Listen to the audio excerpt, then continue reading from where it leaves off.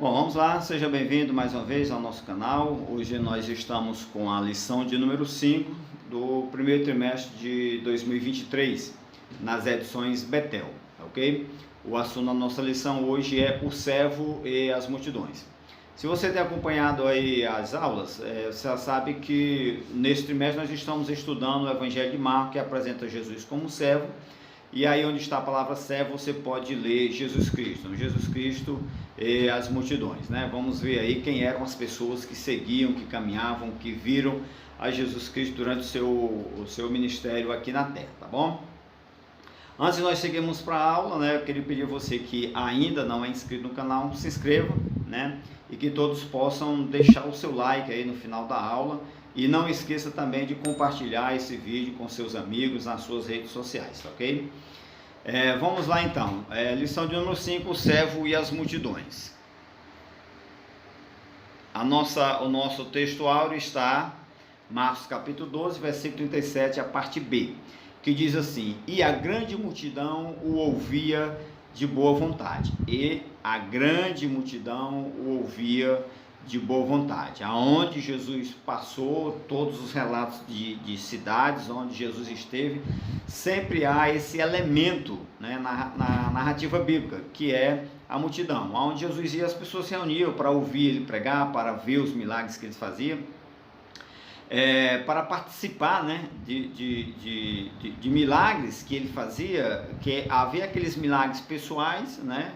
Jesus curou o cego Bartimeu, Jesus curou a filha de Jairo, né? Jesus curou a filha da mulher Sirofenícia, mas também houveram milagres que foram coletivos, para várias pessoas participarem, como por exemplo a multiplicação dos pães e dos peixes, né? Onde todas as pessoas, né, aquela grande multidão que estava lá, pôde participar daquele milagre, se alimentar daquele pão e daquele peixe, ok?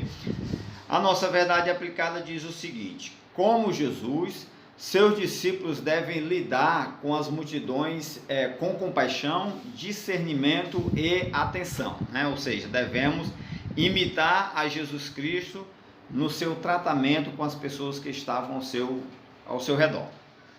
O nosso texto de referência, né, a nossa leitura bíblica em classe, Marcos capítulo 3, versículo do 7 ao 11, que diz o seguinte: e retirou-se Jesus com os seus discípulos para o mar, e seguia-o uma grande multidão da Galileia e da Judeia, e de Jerusalém, e da Idumeia, e da além do Jordão, e de perto de Tiro e de Sidom. Uma grande multidão que, ouvindo quão grandes coisas fazia, vinha ter com ele. E ele disse aos seus discípulos que ele tivesse sempre pronto um barquinho junto dele, por causa da multidão, para que o não apertasse, porque tinha curado a muitos, de tal maneira que todos quanto tinham algum mal se arrogavam, se aproximavam dele, se arrogavam, né, se lançavam sobre ele para lhe tocarem. E os espíritos imundos, vendo, prostravam-se diante dele e clamavam, dizendo: tu és o Filho de Deus. Então essa é a leitura em classe, né, que mostra para nós exatamente a questão de Jesus estar cercado de uma grande multidão. Nesse texto há um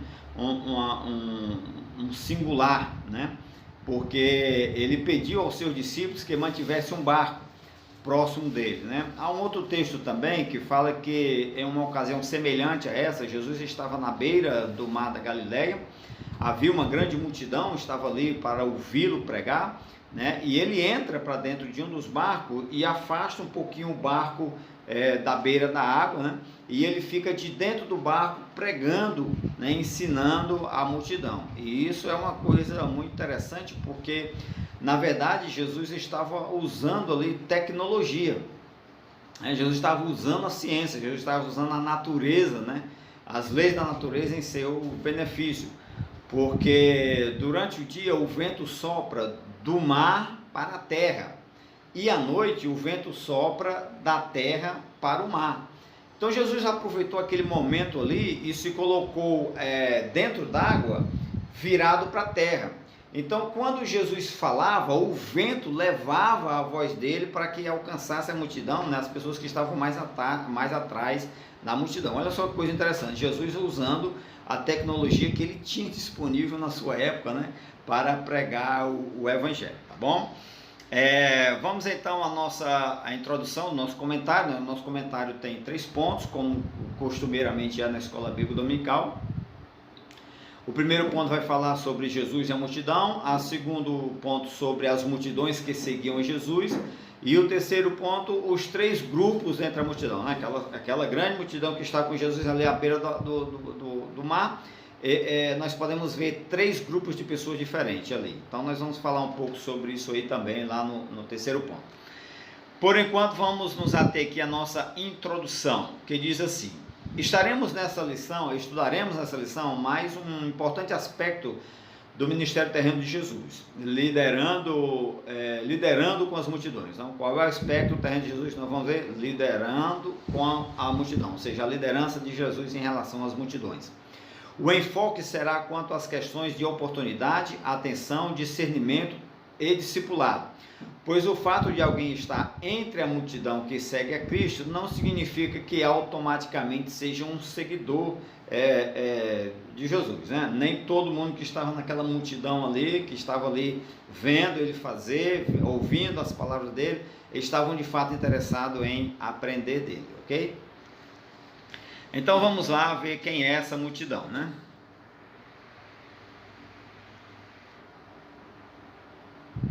Primeiro ponto, Jesus e a multidão. É belo dizer que, assim como Jesus se compadeceu da multidão, também nós, na nossa caminhada cristã, somos chamados a termos compaixão do povo.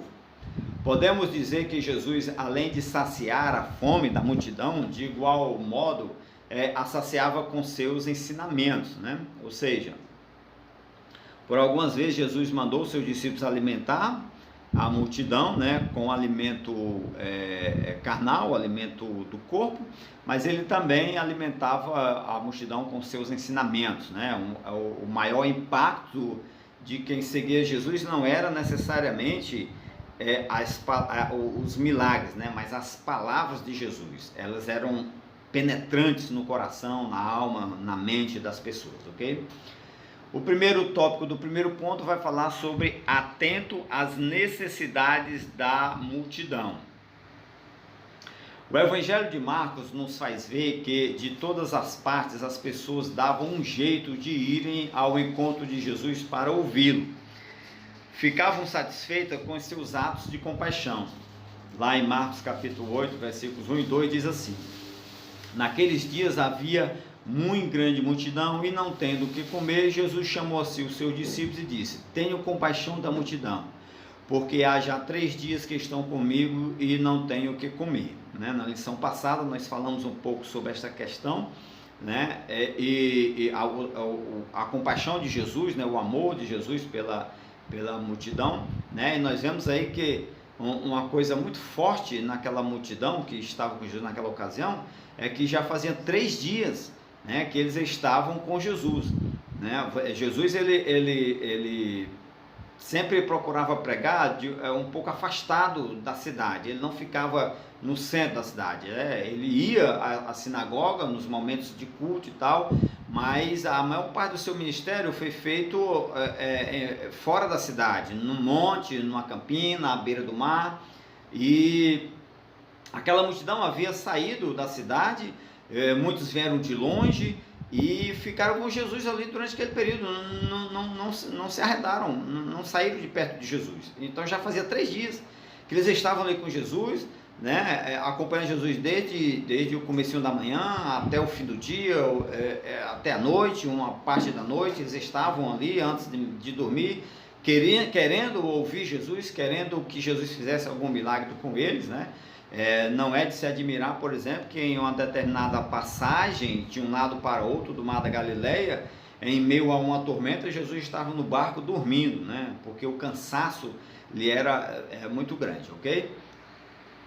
Aprendemos com Jesus a relevância de estarmos atentos às necessidades das pessoas e nos colocarmos à disposição do Senhor para sermos usados pelo Espírito Santo como canais de bênção, né?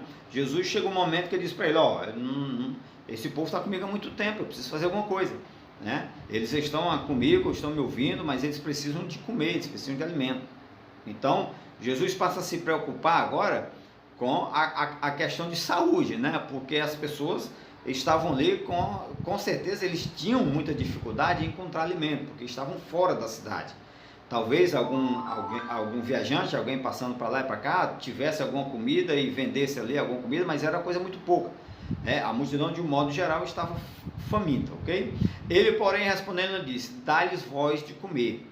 O Senhor nos chama para participarmos do processo, nos orienta como agir e nos capacita com o poder do Espírito Santo, tá? Então, naquele momento, Jesus, ele chama os discípulos, né, os apóstolos, na verdade, para si, e diz: vamos fazer alguma coisa, vamos fazer alguma coisa. Então, vê lá o que é que vocês têm para comer, procura aí o que é que vocês têm para comer. E os discípulos passaram a procurar o que tinham para comer e acharam apenas poucos pães, poucos peixes. O que é que nós vamos fazer? É preciso muito dinheiro para comprar pão para todo mundo. E Jesus: traga aí o que vocês têm. E Jesus ora, multiplica, faz a multiplicação, aquela multiplicação do pão, e envolve os discípulos apóstolos naquela ação de compaixão dele, em alimentar a multidão, né? Ele manda que os discípulos assentem o povo em grupos de 50 e manda que eles levem aquele pão, aquele peixe para os discípulos. Então ele envolve os discípulos naquilo, assim como que diz: olha, quando eu não estiver mais aqui com vocês, vocês vão saber o que fazer, né? Foi isso que Jesus fez, tá bom? Ele mostrou isso para nós. Esse é o primeiro tópico do primeiro ponto. Vamos então ao segundo tópico, que no meio da multidão, mais atento às oportunidades, né? Nós vemos aí a compaixão de Jesus, o amor de Jesus em atender às necessidades da multidão, e tem também a questão da oportunidade. Lemos que um pai, vendo seu filho padecer, se destacou entre a multidão para pedir socorro ao cego.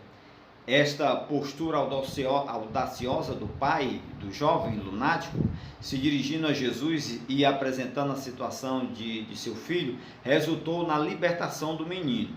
E Jesus, diz lá Marcos 9:25, e Jesus, vendo que a multidão concorria, repreendeu o espírito imundo, dizendo-lhe: espírito imundo e surdo, eu te ordeno, sai dele e não entres mais nele. Ao que parece aí pelo texto, né, aquele jovem tinha períodos em que ele ficava possesso e depois ele ficava normal, ficava consciente, né? E Jesus então, naquele momento de possessão demoníaca, ele expulsa o demônio e diz ao demônio para não voltar mais. Isso nos dá a entender que aquele jovem por momentos ficava possesso, né? Por momentos não estava possesso. Ou aquele demônio ia e vinha por alguma razão, não se sabe qual. Aquele demônio conseguia tomar a consciência daquele jovem, né? Tomar posse da sua mente, e depois saía. E agora Jesus diz para ele: olha, eu quero que você saia e que não volte mais. Então, a partir daquele momento, né, nós temos a certeza de que nunca mais aquele jovem teve problema com o demônio. Conforme observado, aprendemos que as disputas e discussões no meio da multidão, ou as frustrações, não podem nos impedir ou nos desanimar de ir a Cristo e falar com Ele sobre nosso sofrimento e nossa necessidade, né? Então, a multidão aponta para essa oportunidade, né? É muito semelhante ao que aconteceu com o cego Bartimeu, lá em Jericó, né? Ele estava ali à beira do caminho, no seu dia a dia normal, e ele de repente ouve uma barulheira estranha, diferente, e ele nota que há muita gente passando, e então chama alguém: e o que é que está acontecendo aí? E alguém diz para ele: é Jesus de Nazaré que está passando. Ele imediatamente põe-se em ação: Jesus, filho de Davi, tem misericórdia de mim. É Jesus que está passando? Jesus, tem misericórdia de mim. Filho de Davi, eu estou aqui, tem misericórdia de mim. Alguém até tenta repreendê-lo, né? Tenta fazer com que ele perdesse aquela oportunidade, mas aí o texto lá diz que ele mais incessantemente, né, passa a gritar até: Jesus, filho de Davi, tem misericórdia de mim. Ou seja, ele não perde aquela oportunidade, né? A multidão que estava com Jesus desperta no cego Bartimeu, né, a oportunidade de receber a sua bênção. Da mesma forma acontece aqui, né? Jesus está ali com aquela multidão, e aquele homem com certeza ele percebe de longe uma oportunidade para levar seu filho, levar seu problema até Jesus, né? E a multidão que o cercava não o impede disso. Há um outro caso também muito similar, que é o da mulher Ciro-fenícia.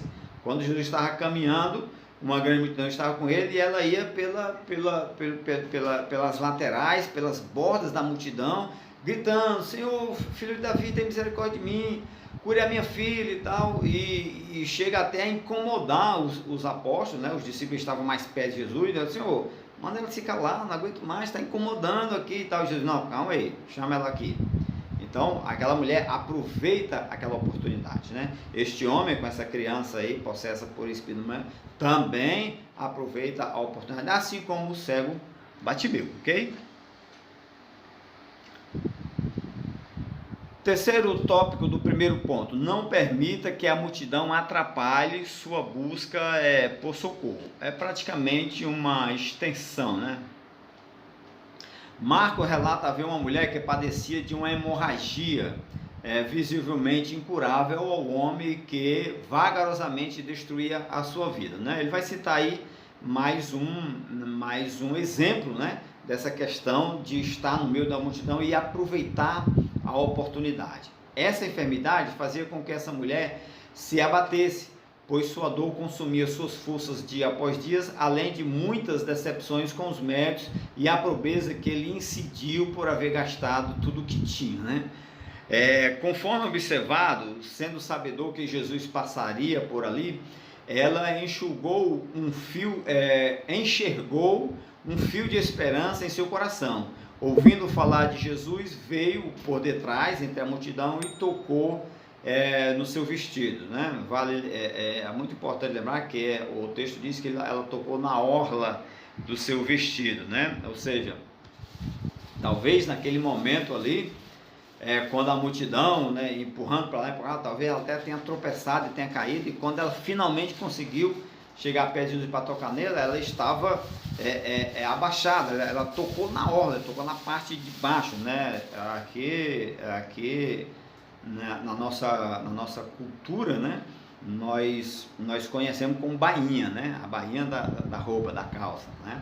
Lá no texto sagrado fala em orla, quer dizer aquela parte de baixo, né, do vestido de Jesus. É ali onde ela consegue tocar, possivelmente porque tenha tropeçado, tenha caído ali, se desequilibrado, e finalmente ela conseguiu tocar no vestido de Jesus. A respeito dessa atitude, vemos que sabedoria que não lhe restava outro recurso, ela recorreu ao servo, indo entre a multidão, e encontrou cura, alívio, paz e salvação. Então esse terceiro tópico é praticamente uma extensão do segundo tópico, né? Quando ele mostra aí esse detalhe, né? Esse exemplo, né? O outro exemplo, lá no segundo tópico, ele fala do homem que estava com o filho endemoniado, e aqui no terceiro tópico ele mostra a questão da mulher que tinha essa hemorragia, esse problema de saúde, ok? E aqui nós terminamos, né, o nosso primeiro ponto, que é Jesus e a multidão. Vamos então para o segundo ponto, que traz as multidões que seguiam Jesus. Descortinando os fragmentos da história, veremos no presente tópico 3 tipos de pessoas, dentre outras, que faziam parte da multidão: a multidão dos curiosos, a multidão dos desprovidos e a multidão dos acusadores. Nesse ponto, cabe uma interrogação: estamos trafegando em alguma destas multidões? Ou seja, de que parte, de que tipo de pessoas, né, no meio dessa multidão aí nós estamos, ok? Vamos ver então esses 3 tipos de pessoas. Primeiro, a multidão dos curiosos, né? O que é verdadeiramente surpreendente é que nos dias de Jesus, muitos só ambicionavam estar entre a multidão para constatarem os milagres dos outros, mas não queriam compromisso com o Filho de Deus. Aí Marcos 1:27 diz assim: e todos se admiraram, a ponto de perguntarem entre si, dizendo: que é isto? Que nova doutrina é esta? pois com autoridade ordena aos espíritos imundos e eles lhe obedecem, né? Ou seja, o texto mostra que havia aquelas pessoas no meio da multidão, havia aquela multidão de pessoas que eram curiosas, né? O que está acontecendo? Oh, tem uma multidão de Deus, vamos lá, vamos ver o que é. Eles iam para saber o que eram, iam pela curiosidade, né? Eles não tinham compromisso nenhum, eles não, nem mesmo problemas e pessoas doentes eles tinham para Jesus curar, eles simplesmente queriam ver, queriam saber que novidade era aquela que estava acontecendo em Jerusalém. O texto aponta para os curiosos entre a multidão, que os curiosos entre a multidão se admiravam com a sua maneira de ensinar, da sua doutrina e seu poder para expulsar os demônios.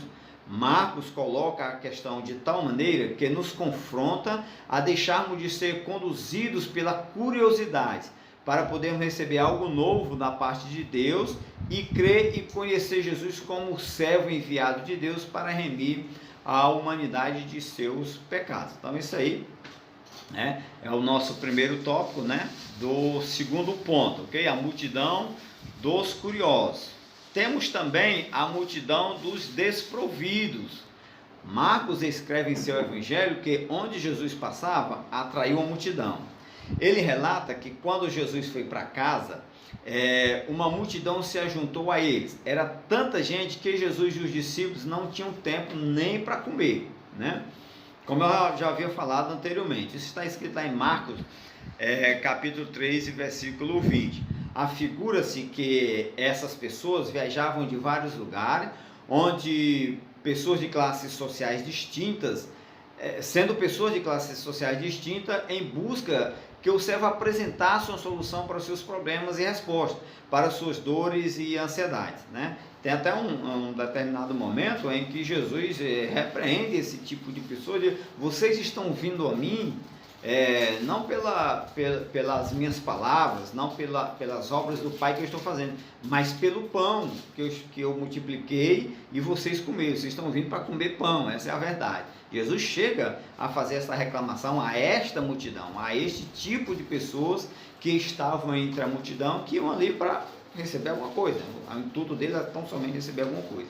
Marcos descreve que Jesus teve compaixão, pois via que aquelas pessoas eram como ovelhas sem pastor, né? Pessoas que não tinham quem cuidasse delas, pessoas que estavam desprovidas, né?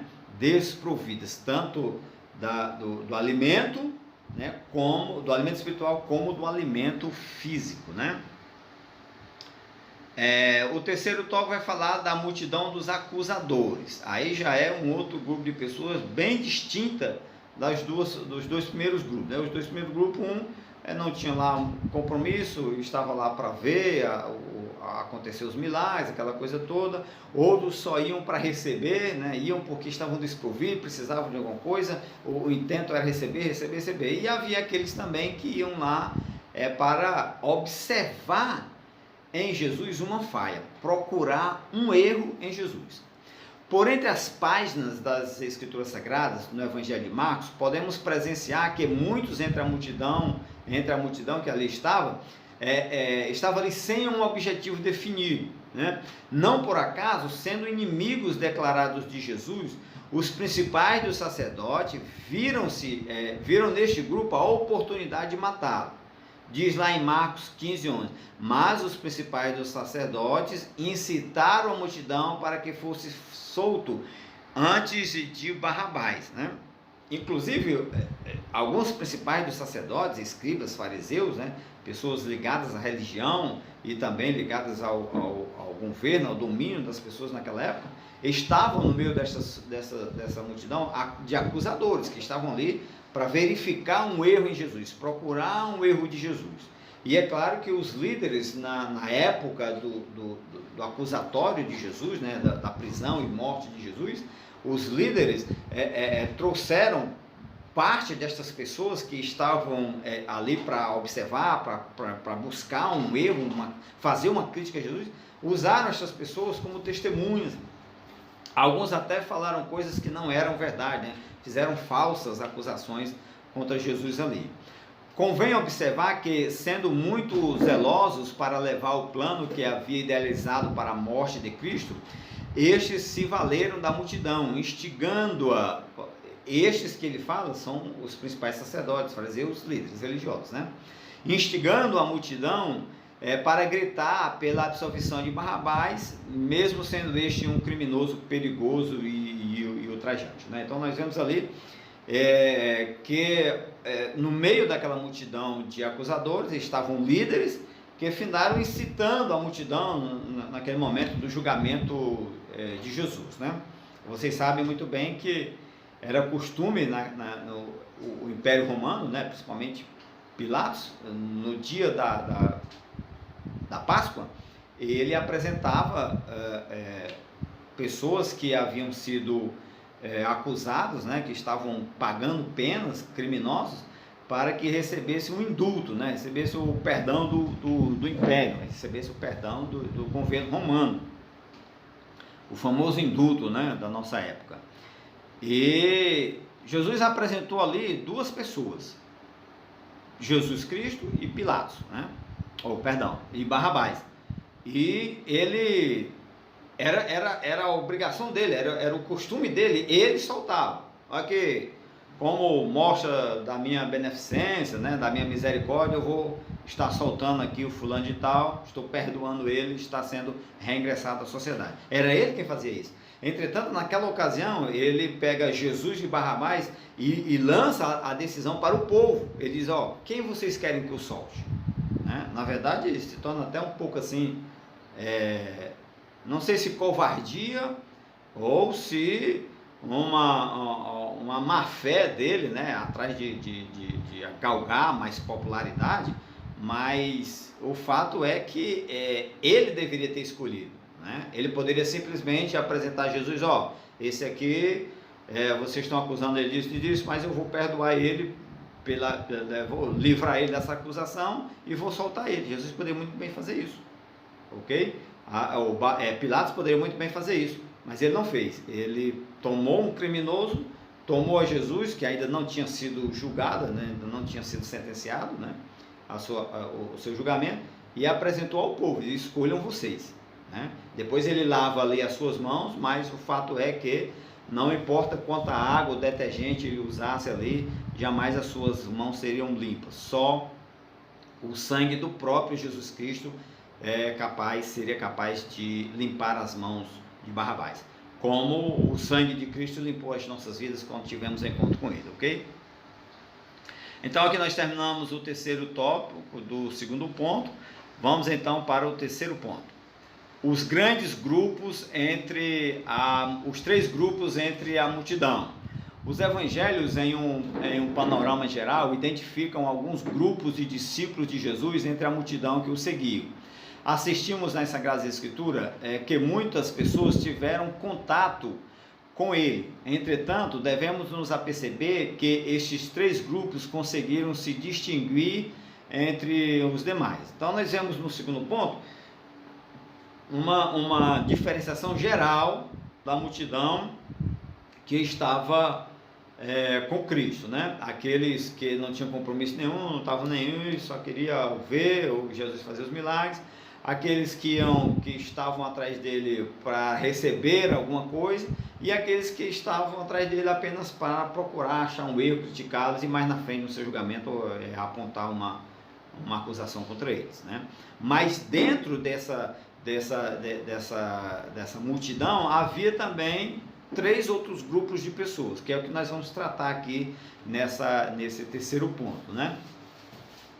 Bom, então vamos lá. No primeiro tópico ele vai tratar dos 70 discípulos que se destacaram entre a multidão, né? Vocês sabem que em um dado momento, quando já estava próximo de concluir o seu ministério e havia ainda muito lugar para pregar, e Jesus sozinho não estava dando de conta daqui e dali, então ele chama entre os mais próximos daquela multidão, que está mais perto dele, né?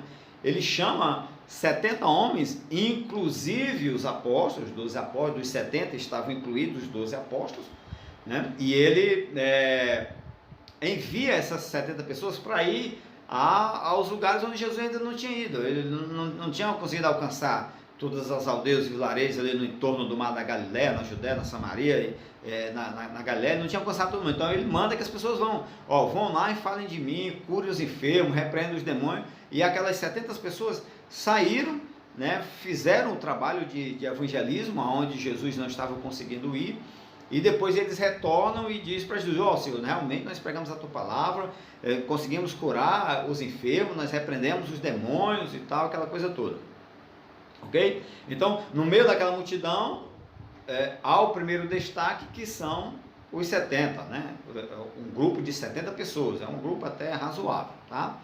Depois disso, designou o Senhor ainda outros 70 e mandou-os adiante da sua face, de dois em dois, e todas as cidades, a todas as cidades e lugares onde ele havia de ir. Então, Lucas 10, versículo 1, né? O versículo que explica, que fala exatamente o que eu acabei de contar para vocês, né? Uma autenticação do que eu acabei de falar. Estamos diante de um texto que nos mostra que Jesus escolheu 70 discípulos e os envia a cada dois a todas as cidades e lugares onde ele havia de viajar posteriormente, né? Ou seja, aqueles lugares aonde Jesus Cristo ainda não tinha conseguido chegar lá, né? Os apóstolos foram, Jesus os chamou porque havia muito lugar para ir, tá bom? Então, aqueles 70 discípulos, né? Aquelas 70 pessoas, eles foram enviados por Jesus, né? Ao se destacar, né? Na verdade, eles foram destacados. A partir daquele momento, a multidão viu aquilo ali acontecer, e viram os apóstolos, os discípulos irem, voltarem, né? E havia ali então um grupo mais restrito, né? Mais próximo de Jesus, tá bom? Que eram aqueles 70 discípulos ali, tá bom? No meio daqueles 70 discípulos, claro, os 12 discípulos que se destacaram entre a multidão, né? Havia toda a multidão geral, daquela multidão geral havia os 70 discípulos que estavam mais perto de Jesus. Desses 70, Jesus escolheu 12, né? Ou seja, os apóstolos se tornaram um grupo mais seleto, já estava mais próximo ainda de Jesus. Quanto ao grupo dos 70, nós nem sabemos quem eram. Entretanto, os membros deste grupo do apostolado, né? Nós temos a quantidade de pessoas e nós temos também o nome deles, né? Aí lá em Marcos 3, 16 a 19, vai nos mostrar quem eram essas pessoas.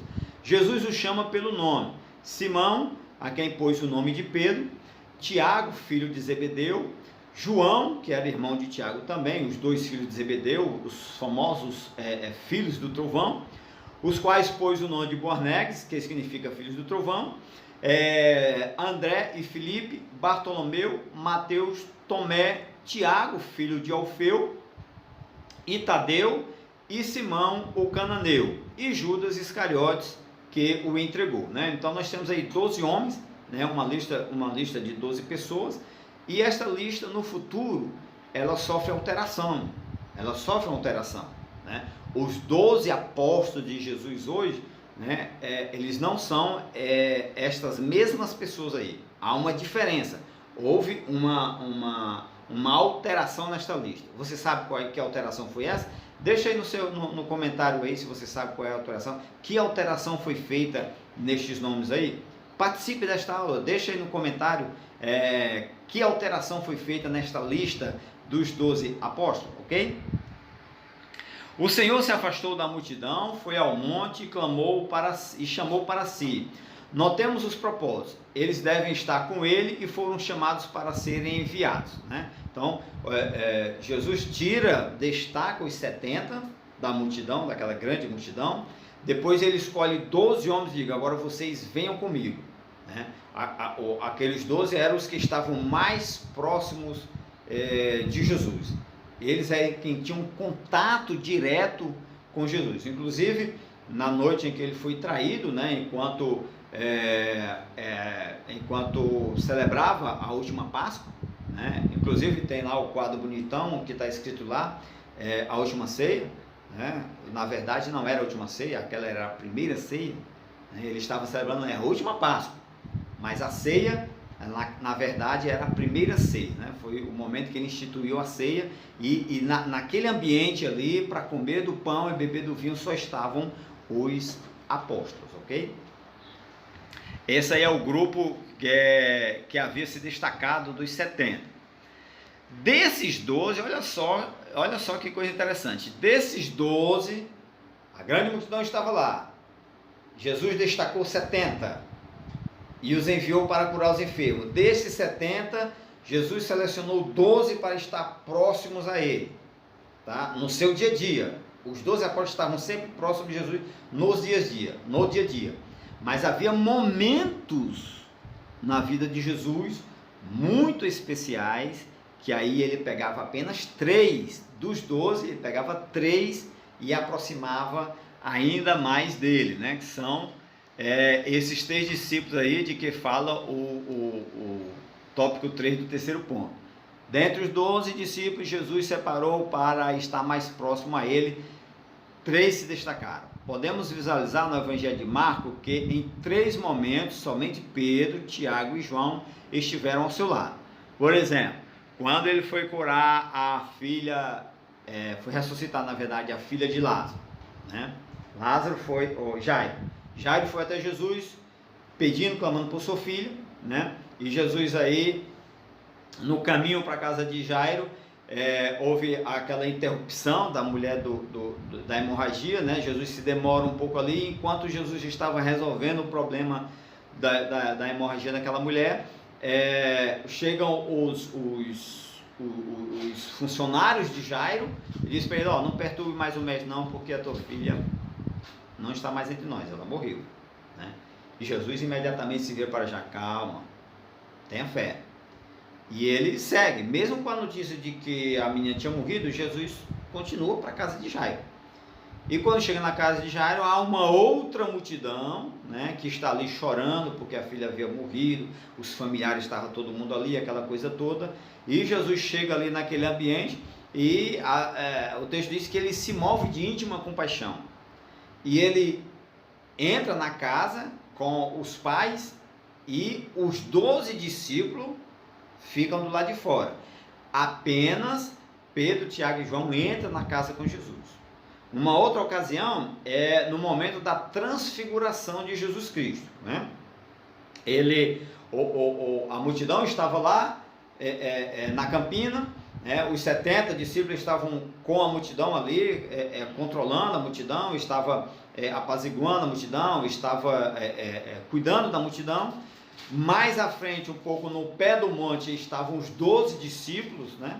E desses 12 discípulos, Jesus destaca Pedro, Tiago e João e leva para cima do monte para orarem. Naquela oração, Jesus, ele levita, né? Ele sobe até uma certa altura, né? Ele está levitando, está flutuando, né?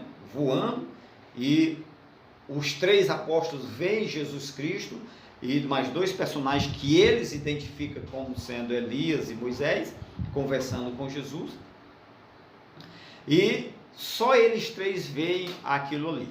Então, momentos especiais da vida de Jesus, só aqueles 3 participaram.